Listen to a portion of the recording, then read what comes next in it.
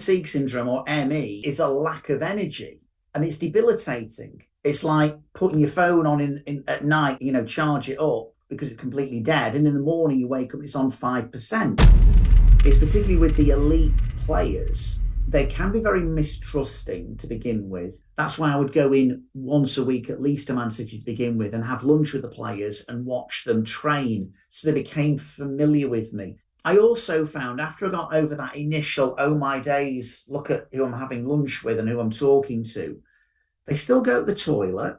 They still have their issues. One or two of them still have their confidence issues as well. Not just a change in my job, but a change in my identity from high-flying graduate management trainee with all the kudos that goes with it to what was then called being on invalidity benefit. I was labelled an invalid in my mid-20s. On today's Engaging Marketeer podcast, I am speaking with Paul McGee. Paul is the author of a number of successful business books, including Sumo, Shut Up and Move On. He is also a trainer, coach, and keynote speaker. I'll be speaking with Paul about what he does, who he does it for, and how he helps people with change, leadership, and improving in their business and their personal lives. One question I like to ask people who help others is, what's their motivation to doing it? What was it that made you first realize that you wanted to help other people get better at what it is they do? Darren, I'd love to give you a Mother Teresa answer to that question. I just had a heart to help people. But the reality was, I'd had a high-flying job as a graduate management trainee for a big multinational, Unilever. And within 12 months of working with them, I'd become ill and lost my job through ME. Myalgic encephalomyelitis, yuppie flu, as the Daily Mail like to call it, or it's sometimes known as chronic fatigue syndrome. And I was ill for 3 years. And when I got to the point where I felt well enough to work, I wasn't fully recovered, though. That was the reality, because I kept on having relapses. And so no one would hire me because I couldn't pass a medical. So on one level, it was necessity I went self-employed, and it was like, well, I need to look at what's my skill set. What am I interested in? What am I relatively good at? And will that meet a need or help people? And I was very interested in personal development. I did like people. I'd had a passion for drama at school, so not great with my hands, a lot better with my mouth. Not excellent at sort of like mathematical, IT type stuff. So it was a case of, okay, what strengths and skills do I have? What interest have I got? And what's the need out there? And so I had to think about, and I had to think about getting some money in. So love to give you I just had a heart to help people become better versions of themselves. And I don't mean to be patronizing or disrespectful of people who have that as a heart. But on one level, I didn't, mate. I do now, but I didn't to start with. It was, how do I survive? Well, that's brutal honesty. I love that, yeah, because most people will say, oh, this happened and somebody got ill and I wanted to do this. But yeah, it's what you were good at. It's what you were good at. Yeah. And when you're actually performing I use the word performing because it sort of is when you're giving a talk, it sort of is. Where does the energy come from? That's really interesting, because it is quite ironic that chronic fatigue syndrome, or ME, is what sort of basically the illness is a lack of energy, and it's debilitating. It's like putting your phone on in at night because it's completely, charge it up because it's completely dead, and in the morning you wake up, it's on 5%. That's how my illness was. And now I'm running my business, and I'm known as, people often go, wow, you had so much energy. And I do think, Darren, maybe that's just who I am and it's my style, but I believe everything I'm talking about. If you were to say to me, Paul, we think you're a great speaker and we'd like to give you a subject and a set of slides and we want you to deliver them next week, and we'll basically kill you if you don't, then I might have to accept your invitation. But will I be able to have the same energy, passion and commitment talking about a subject that maybe I might not just necessarily not know a lot about, but also I don't really believe in and I don't have any experience of? So my sumo philosophy, we might talk about sumo shortly and what it stands for, but it's ultimately, on one level, it's just simply life advice that works. But at another level, it's how do I get the best out of myself? How do I get the best out of my relationships with others? And how do I get the best out of life? And I come at that from a position of a lot of struggle, a lot of setbacks, and my own inadequacies and failings. And yet along the way, I've discovered some ideas, I've learned from other people that have had a profound impact on my life. And it would be rather selfish to not want to share those with other people. And so when I share my stuff, I think my energy comes from this genuinely belief what I'm going to share with you can be of real value to you. Mm. That's interesting as well. And one thing I wanted to ask, and anybody that does sort of public speaking like you do, how it was changed during COVID when presumably you were delivering stuff online, as most people were. How that, because I get my energy from the room. I get my energy from the audience. I love to be on a stage and just feed off people's reactions. And when I've been doing stuff on a Zoom or a Teams or whatever it may be to a virtual audience where you can't necessarily see the faces, I found that very difficult. Very difficult. How was that for you when you were doing that compared to what it's like in a room? It was an adjustment. There is no doubt about it. I think there were times when people would have their cameras on, and although I couldn't hear their reaction, I could sometimes see their reaction. I would also try and get some engagement by, put your comments, put your answer now in the chat box. And also I'd say, right, folks, it's been a bit of a weird experience. I couldn't, in some respects, couldn't see you, couldn't hear you at times. So tell me what you thought of the session. And when I started to get some feedback in the chat box that found this invaluable, and again, people still say, loved your energy. But I think it does become, and I'm not saying everyone can do this, it is a challenge, 100% agree with you. But I just decided just to go for it. And, I'm not looking at you right now. I'm looking at my camera, and I know you're in my peripheral vision, but for you to feel like I'm looking at you, I have to not look at you, which is weird. I've got to look at the camera. And I just literally, it's almost like flick a switch and morning, everyone. Great to see you, although I can't really see you. Greetings from Warrington, which if you don't know where Warrington is, it's a remote fishing village in the northwest of England. And I'm just there living by the banks of the River Ikea. And I would just do that. And it's just like, if this isn't working for you, tough. I'm just going to go for it. And you mentioned the phrase before, performance, and it was a bit of a performance, but it was still me trying to share some ideas with people that I generally believed could help them.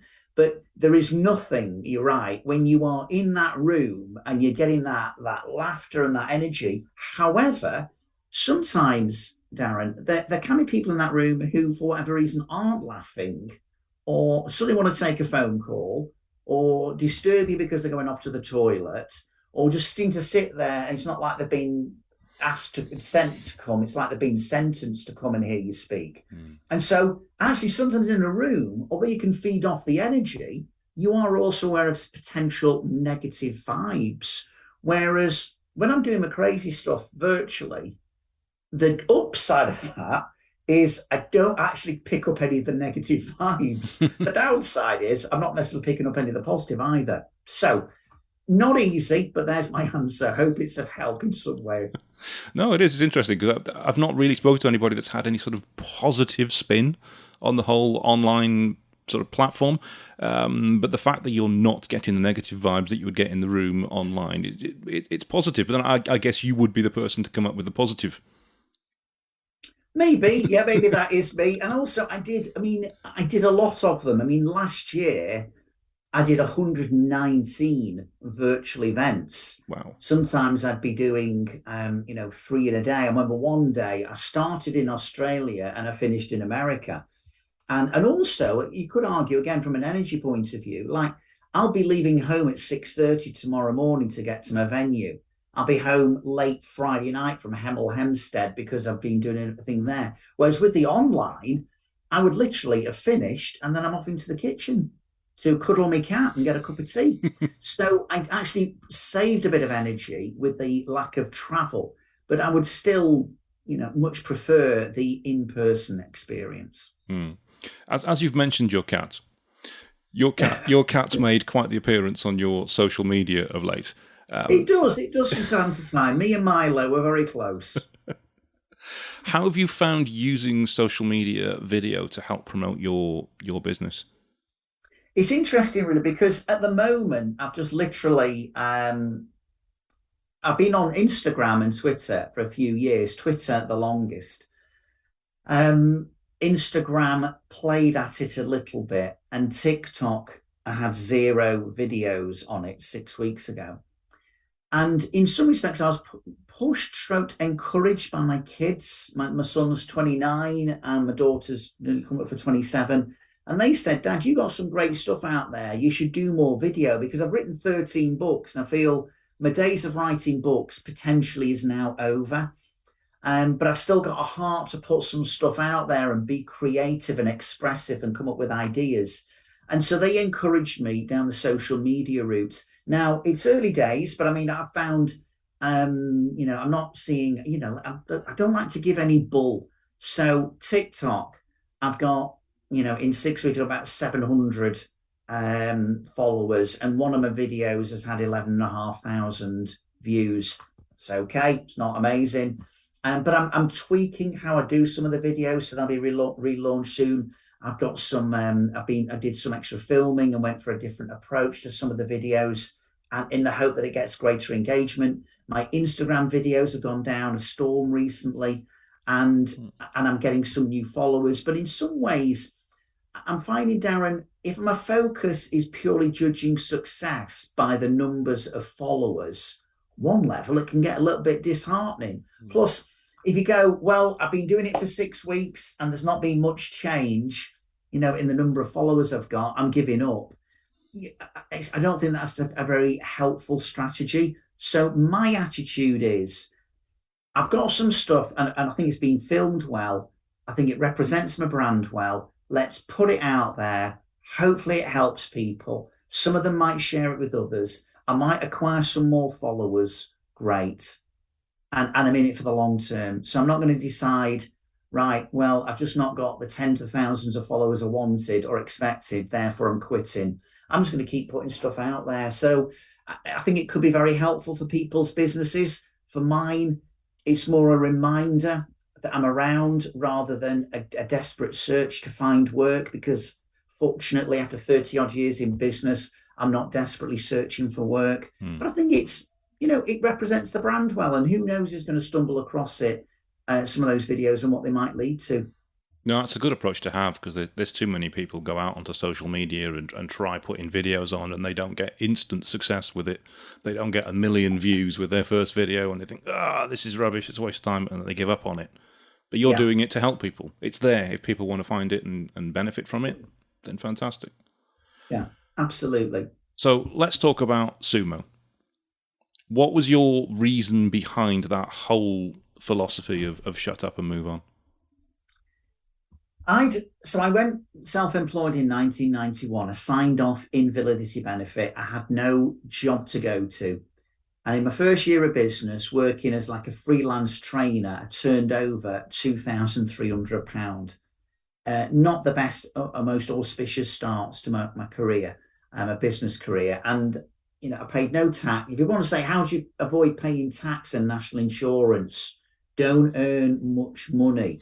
And it was so poor that my accountant basically washed his hands of me, and technically, I suppose, he sacked me. So it wasn't great. So my business development was very much evolution rather than revolution. But I started to acquire a number of different ideas and insights over the years. And then I heard this phrase, Sumo, which is an acronym that started off simply meaning shut up, move on, weaved it into some of my talks, and it resonated. And then over time, not overnight, I was thinking about what people started to talk to me about, what's your brand? And I'm like, well, I don't know. I just turn up and do my stuff.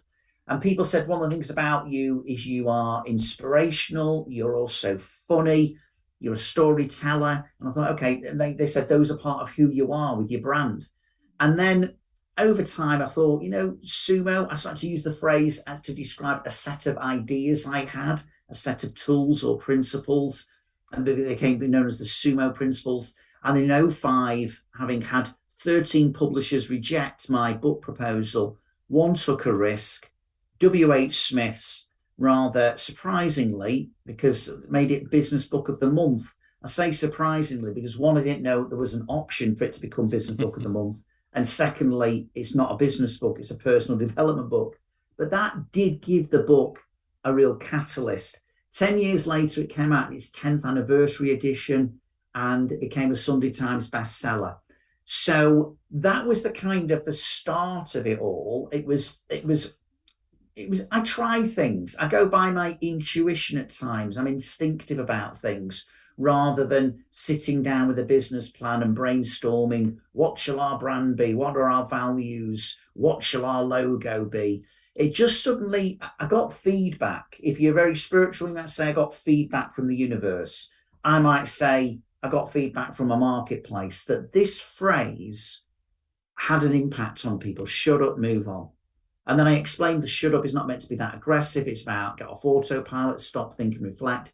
But it began to make who I was a bit more memorable and a bit more energy around it. Now, it has evolved to also stand for stop, understand, move on. But I'm not a celebrity, but I work in a world where organizations are running conferences and going, we'll have a celebrity. So I haven't got the safety net of celebrity to fall back on if my talk's okay but not brilliant, but at least you saw me with my gold medal or a picture of me on top of Everest. I have to work really hard at my content, my craft, engaging people. And I probably need to be sticky and memorable.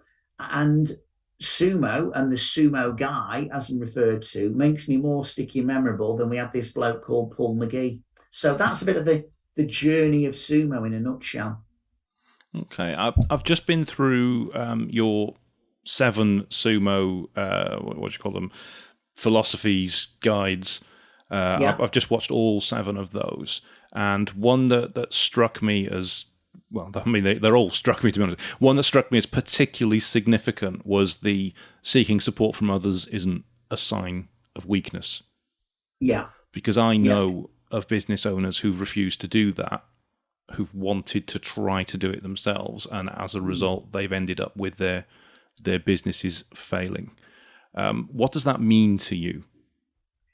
It means several things. I mean, there's a phrase which, I didn't originate it, but if you find that you're the smartest person in the room, you need to find another room. And I've actually had no problem admitting that I'm not the sharpest knife in the drawer.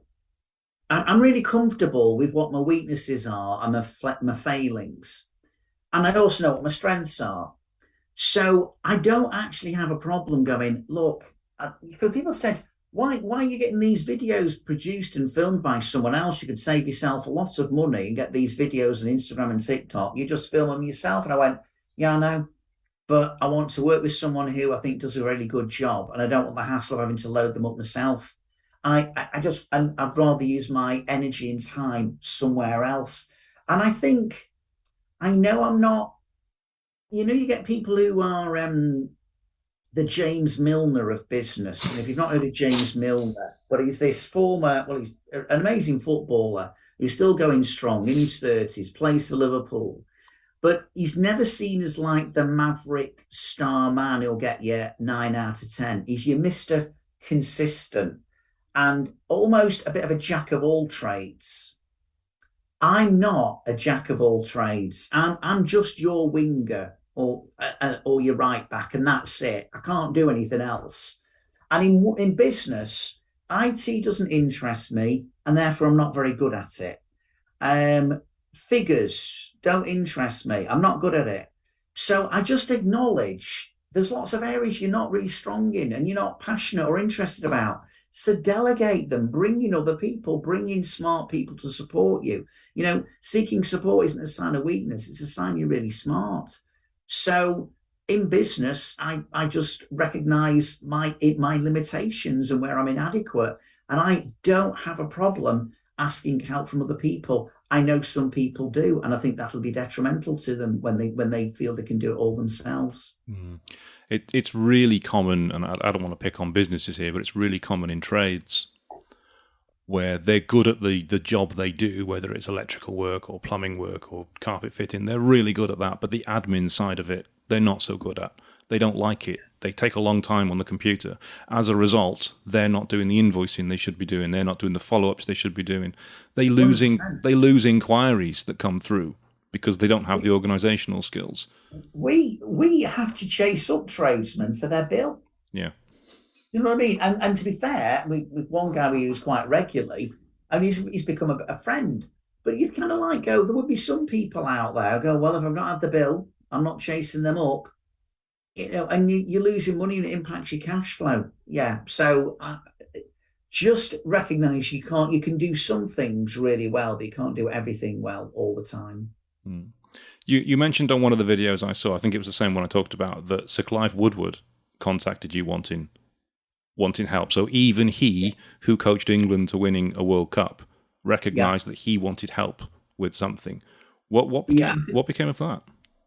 Well, it was interesting because I took a risk. He didn't contact me out of the blue. I was listening to or reading one of his books, and I'd written Sumo, and I thought, I'm going to send this to Clive Woodward. And I just thought, just send the book to him. Maybe you'll find this of interest. Well, he didn't only find it of interest, but then he emailed me and said, I loved your book. I got a lot from it. Would it be possible to meet you? I think you could help me. And what had happened then is he'd moved out away from rugby and he was involved with Southampton Football Club. And he just said, I want some different voices in my life. And if I just have the same voices before, they will all start by saying, well, what we do in rugby, Clive, is ... And he said, I picked up from your book, you had a really interesting football, and I need a new voice. So he got me involved at Southampton Football Club. I met the management, I met the team, the backroom team. And I did a couple of sessions for them. And then there was this big change at the club, and their chairman was ousted, and the new chairman came in, didn't think much of Clive Woodward because you've got a rugby background, wasn't innovative, or as Matthew Syed, whose book, if no one's come across it, or not many of you come across it, called Rebel Ideas, about looking at the world differently. Some people thought, well, if you haven't got a background in football, what value can you add to this football club? I think Sir Clive Woodward could have added a lot of value to that club, but he didn't really get an opportunity. He ended up working for the British Olympic Association. We kept in contact. We spoke at a conference in Tenerife together, but our relationship didn't develop perhaps in the way it would have done if it had stayed with the team. But I learned a lot from him in terms of his humility and just the fact that he was open to new ideas. And he didn't think, hey, I coached my country to World Cup success. What on earth can anybody teach me? I have this phrase, stay humble and stay hungry. And he was definitely doing both of those. That's an important phrase you mentioned there, that he was open to new ideas. And that's important for business owners, isn't it? That they have to be open to new ideas and open to change. What sort of businesses have you been able to help with change?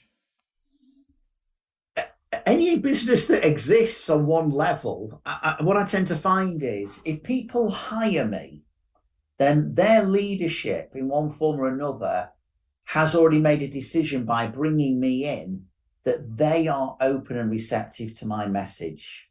So I'm pushing at an open door, not necessarily with the staff, but with the leadership team. So I don't push any doors that are currently, locked and try and unpick them and then go, this is what you need to hear. People approach me. Now, they only approach me if, one, they recognize their people matter. And if they recognize that some of the ideas I talk about will be of value and help their team. And so I talk about, I work with the 3 Ps, the public sector, of which I do a lot in education and the NHS. The private sector, and I've worked with people like, Adidas, Tesco, Harrods, but also I've worked with some Premier League football teams, most notably, and for a long time, Manchester City. But I did some stuff with United a few years ago, and obviously did some stuff with Southampton. And Brighton and Hove Albion contacted me during lockdown and said, will you do something online for our players and our staff around wellbeing and resilience? So public sector, private sector, and some Premier League football teams, that kind of broadly covers most of the organisations I work with.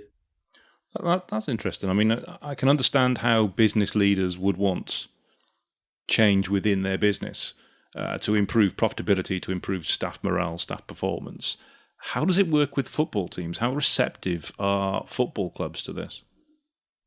I think what with the football teams, I mean, it's not always just about profitability. Obviously in the public sector, it's just about we're going through a lot of change, and if we don't adapt, we will die.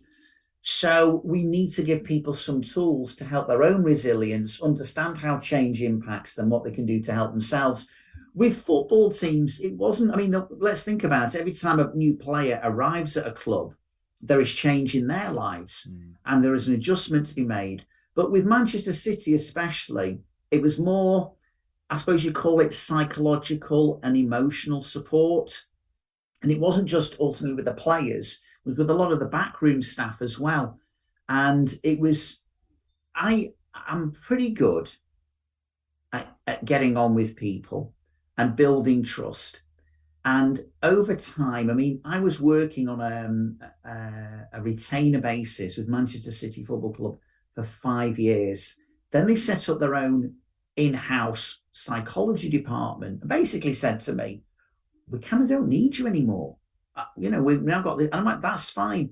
I carried on working for almost a further 5 years with Manchester City because various people and various departments in that football club said, I know we have our own in-house psychology department, but you're proven. We like you. We know you. We trust you. We still want to bring you in. And up until lockdown, I would still go in, not as regularly as I had done previously. So for me, a lot is also about relationship building, Darren, and getting people to trust you and open up to you, and realizing that when they offload to you, you're not going to start blabbing off to other people about what they've just said. So it was more generic, my support, and it was more tailored to the individual than when I work with companies where I'm mainly talking about self-leadership, change, resilience, and well-being.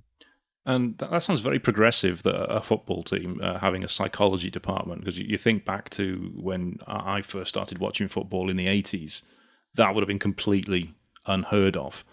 How does a football club differ to a business in terms of how you can help them and how they react to it? I think it's an interesting question. I think what we've got to always appreciate is that the football club isn't just made up of the 11 players you see on a pitch or the 15 or 16 as it is now by the end of the game.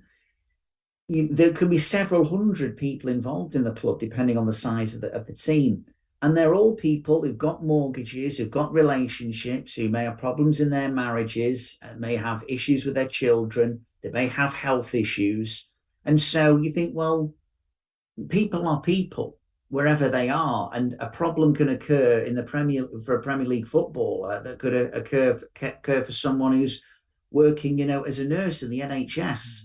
I think what sometimes is a little bit different is particularly with the elite players.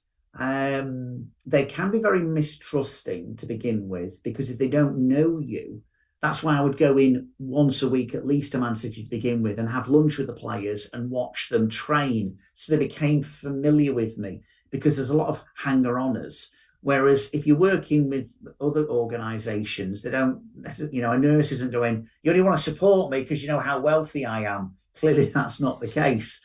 So, but, I remember one player and his, his mother had breast cancer. Well, it doesn't matter which football team you play for. You are going through a real emotional issue there that affects your family. So I also found after I got over that initial, oh my days, look at who I'm having lunch with and who I'm talking to, they still go to the toilet. They still have their issues. One or two of them still have their confidence issues as well. And so the differences might not be as extreme as you actually think they would be on the surface. Wow, I could talk about football like that all day, but we won't dwell on that. Who's your team, Darren? Liverpool. You mentioned the old man Milner. Indeed. I watched him on Saturday come on as Liverpool thumped Bournemouth 9-0, which has just cost Scott Parker his job as of this morning. You're joking? Has he been sacked? I didn't know It that. popped up on my watch just before we came on here. Yeah, they've let him go. Bit of a knee-jerk reaction, in my humble opinion. But anyway, we'll move on. Yeah, we're only 4 games in. It's very early on for that kind of reaction, isn't it? Yeah, I mean, it's not like they haven't won a game. They have, so, they're doing all right. Other than, obviously, football clubs and business, what kind of company do you look to work for? Do you want to work for? Or what kind of sector do you really want to get into? There's 2 ways to answer that question. It's always very nice when an organisation says, we've got a staff conference in Tenerife, Paul, in February. Can we fly you out there?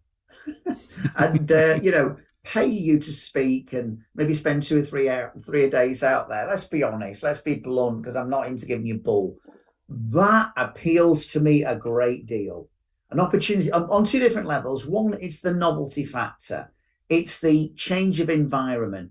But also what it does mean is if you have 2 or 3 days for the conference, not only do you speak, but you might run a workshop, but you also get to chat to the delegates a little bit more and socialize with them more and talk things through. So I really do like that, if I'm perfectly honest. It's a bit more the glamorous side of my job.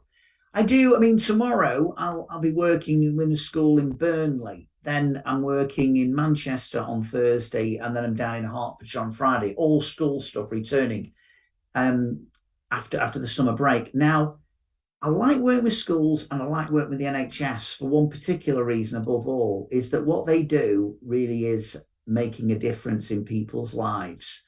And I always say to teachers, resilience in the classroom starts in the staff room. So they need to be in a good place in order to make a difference. And so I do like working with people who, one, are receptive to what I've got to say, but also their roles matter. If you are, no offense, I'll work with you. If you're a very wealthy merchant banker, and I suppose you could be, helping protect the investment of your clients, I get that. But it probably doesn't appeal to me as much. But any organization where their staff are open-minded is always going to be an organization I enjoy working with. But if you're also making a genuine difference to society and people's lives, that very much dovetails with my values. And you mentioned people who are receptive there. That's a couple of times that's popped up now, receptive to change. How do you deal with it when you're trying to help somebody, perhaps a business owner's brought you in to help with their team, and there's someone who isn't receptive to change? At the end of the day, I do not guarantee you listen to me, you read one of my books, or you get some coaching from me, and you'll automatically, change and be in a very different place. Ultimately, I can share my stuff, but if you decide not to apply it or use it, it's your call.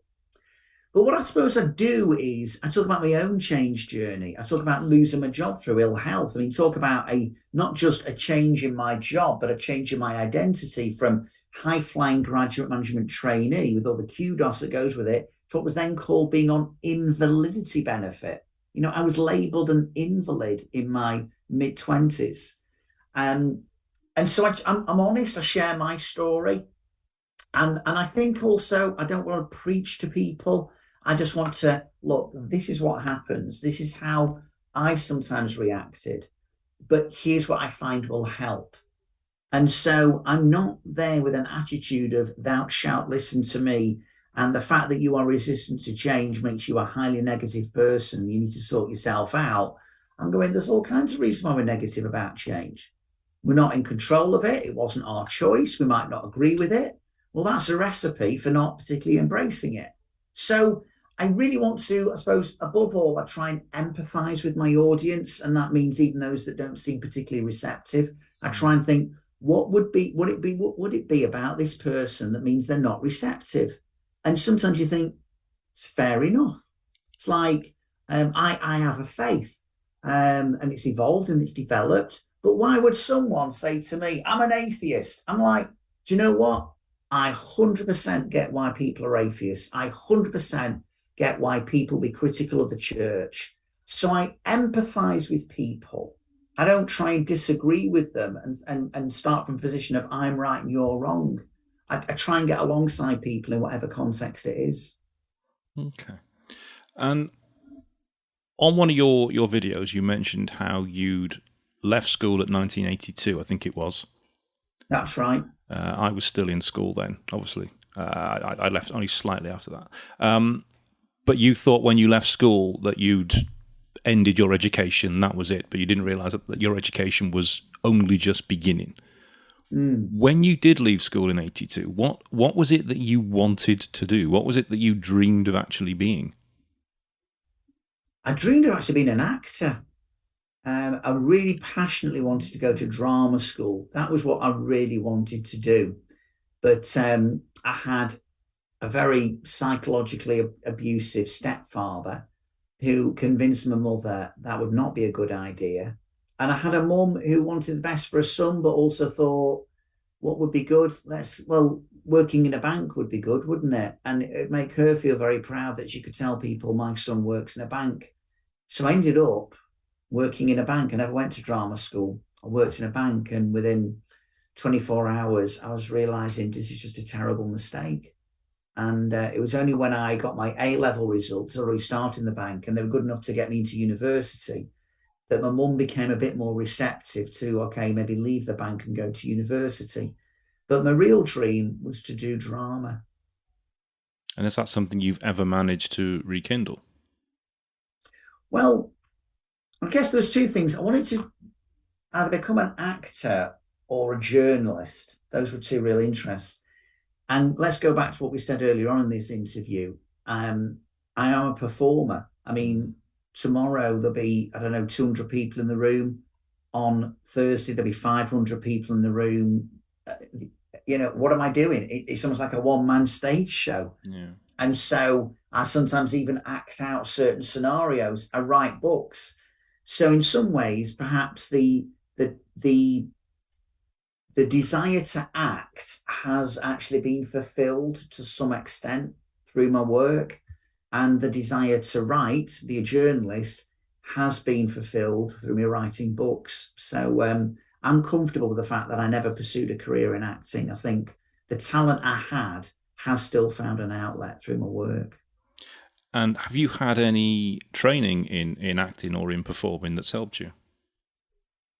No, not really. It's a fairly short, blunt answer. I did a little bit of drama at school, but didn't really get any real coaching about it. I have an interest, and I'm sure if I was to, quit my job and go to acting school, I'd have a ton of things to learn. But I think it's a bit like when you teach someone perhaps a new manual skill, I'm going to train you to fit a kitchen. Then I think some people would be more naturally adept at learning how to fit a kitchen. And I think I would be more naturally adept at learning how to become an actor. Well, one thing I mentioned earlier, I've done stand-up comedy because I did that for a charity event. When I was learning, it was a 15-minute routine that I wrote myself. I didn't write anything down, didn't write a single thing down. It was all in my head because I knew if I tried to write it down and memorize it, I'd be tripping over the words. It would never work. I needed to know it naturally. When you're doing a speech or a keynote, how are you actually learning and creating the material? I am fortunate in that a bulk of my material, it's like if you're a football, if you are James Milner, let's go back to James Milner's become the star of this podcast. Good old James Milner. James has, over his very long career, and he was someone who I knew when he was at Manchester City, you could develop some muscle memory because there'll be certain things he does on that pitch that he does every single time he walks on the pitch. There will be certain stories that I tell regularly. There'll be certain insights that I'm exploring and explaining that I've done a lot of times before. So when it's new material that I've developed, I don't tend to go, I'm going to just do a completely different keynote speech, for instance, where I've never delivered any of these words ever before. I don't, I've got a friend of mine who does comedy and he'll rewrite a whole show from scratch. Mine will tend to, I have a newish keynote, but it might have 30 to 40% of some other ideas I've talked about regularly before. And then it kind of evolves over time. So I don't try and radically change too much too soon. And it is a question of trying things out and reflecting on what seemed to go well. I mean, I was talking about comedy. I was in London a few weeks ago on a Monday night, and the Comedy Store in London had an evening where you would have certain performers who I'd seen at the Comedy Store at a weekend, but on the Monday night, they were trying out their material. They were road testing their material. And I'll sometimes have an idea and I'll share it with my wife, I'll share it with my son and a few other friends and go, does this resonate for you? And then I might weave it into a talk. And then you kind of go, well, that seems to go okay. Sumo. I didn't know whether sumo would go down well as a phrase, but my audience told me. So sometimes it's test, but notice what's the reaction and what's the response and whether you need to tweak it. It's like delivering a certain, story and a certain line and how you craft it. It's being aware of how it's being received, as I'm sure you'll find with comedy, is, just change one or two words, or the order in which those words are said can make a huge difference. That only can come through practice and experience. Mm. Oh, absolutely. When I did that performance, I had 6 weeks worth of training beforehand with a stand-up comedian, and he was helping me with because we all did that. It was like 6 of us doing the performance. He was helping us with different lines that we could try and different ways that we could do it to land the jokes. Because I came in pretty much with a finished script already, because I'd been planning to do this for years. It was something I'd always wanted to do. But when I did the performance on the night, even though it went perfectly, I've watched it back because I had it filmed. There's little bits in there I thought, that joke didn't quite land. If I'd done that instead, it would have been better. So I realised the importance of when comedians do this and they test their material in shows to see what works and what doesn't work. And when I've done events where we've been training people in marketing and in branding, we've done the same material effectively each month that people come along to, and it's getting better and better and better because I know what worked well. Absolutely. And what can be changed. So do you watch yourself back when you do these performances? Well, just before I answer that question, I think, and that's a big lesson for businesses, isn't it? You try, you experiment, you see what's working, rather than you try something once, you don't seem to have success, give up on it. What can we learn from this? What will we do differently next time? And you tweak and change and adapt things accordingly. Do I watch myself back? Clearly, what I've been getting an opportunity to watch myself back on a lot recently is all these short videos I've done. So I will watch those. And as a result of certain ones, you think, well, that seems to work well for that market and it seems to be received well. I could have done that more succinctly, or maybe for TikTok, I need to sort of like think of maybe a slightly different approach. So I have done a lot of watching myself back in terms of these short videos. Do I, when I speak tomorrow in Burnley, am I getting that filmed? Will I look all the way through it? No. But next week, I'm working with one of my team and I'm delivering a session in the morning and then he's doing a session in the afternoon. Now, we will have a debrief. I will get feedback from him. Although he works in a sense for me and I've trained him, I respect him greatly, and I know he might have an insight on the way I've done something where he might say, do you know, that was brilliant. And have you thought about doing X and Y? And so I could still be learning from him. And in the afternoon when he speaks, I will want to give him feedback, but he'll be looking at some of the same material as I'm doing. He's covering it, but for a different group. And I might actually go, I like the way I did that. He did it differently to me, but I prefer the way he did it. So am I watching myself back regularly on one level? No. Am I always open to learning and tweaking and changing? Yeah, I think to a large extent I am. That's interesting as well, because one of the things I've been learning on the professional speakers course I'm doing is how to look at what other people are doing and see what bits about their presentation you think, oh, that could work or that suits my style, and to appreciate that and incorporate that into yours. But it's essential that you do watch yourself, because you need to know what it is that you're doing wrong or you could improve. Because if you're not watching yourself, it's not going to work. Sure. And I suppose over the years of speaking, I've seen plenty of footage of myself over the years. So I think particularly if you're starting off, that's invaluable to do. And it can still be invaluable even when you've been doing it as long as me. But I've got to hold my hand up and go, my longer sessions, not so much. But I'm actually in many ways with a lot of these videos taking snippets of my longer sessions and crafting them into short videos. So I'm still getting feedback on how I deliver things. Okay. As a sort of final question I wanted to ask, because we're obviously running short of time now, was what's the biggest success you've had with somebody that you've helped in terms of helping them through either change or improvement? There would be, this sounds perhaps, I definitely can't be accused of modesty, but because I've sold well over in excess of 250,000 books, I've spoken to over 500,000 people. So the reality is, Darren, over time, there are going to be some of those people who read the book or heard me speak who contact me. And so it would be very difficult to highlight one person in particular, because I have been inundated over the years, but by the sheer numbers of people you speak to and read your books, you can get less than 1% of those people contact you. It can still be quite a lot of people contact you. And I've had one woman who was getting married as a result of hearing me speak.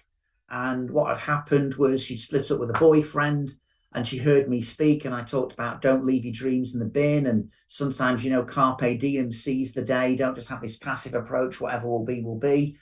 And I found out because she heard me speak again sometime later. And she said, I had split with my boyfriend. And I thought, well, if it's meant to be, I'll bump into him sometime in the future and our romance will be rekindled and we'll get married if it's meant to be. But if that doesn't happen, then fair enough.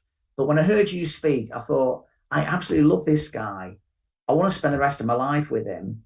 I want to try and give it another chance. So she didn't wait for fate. She created that opportunity and she contacted him and they got back together. And she heard me speak a few months later and she says, I have to tell you this amazing story. In a couple of months, I'm getting married and it's down to you. So that stands out. But there's been lots of people who went for jobs that they didn't think they were going to get, but they've read one of my books and got some ideas. I wrote a book aimed at children called Yes, The Sumo Secret's Been a Positive, Confident Teenager, probably aimed at kids aged 10 to 12. And I've had parents contact me about it's the only non-fiction book their kids ever read. So there are a lot of good news stories I've had, but certainly the marriage one stands out, but there would be many more. What an inspiring story to end on there. That's beautiful. That's beautiful. I guess so. I don't tell it very often, but it definitely stood out for me. Fantastic. If someone's listening to this and they want to get in touch with you, either to work with you or to have you present at one of their events or whatever they're putting on, what's the best way for someone to get in touch? Well, if you go to my website, thesumoguy.com, that's a good place to start. And there's a link to my YouTube channel as well. And if you just want to maybe, you're not interested perhaps in hiring me, but you're interested in hearing more about what I've got to say and how it might help you or your team, then via Twitter, Instagram, or TikTok, you can follow me at the Sumo Guy. So either way, you put the Sumo Guy into your search engine and you will find me. Okay. Thank you very much, Paul. It's been an absolute pleasure speaking to you today. I've really enjoyed it. Great. Thanks for your time as well, Darren. I've enjoyed it as well. And let's raise a glass to James Milner. To James Milner.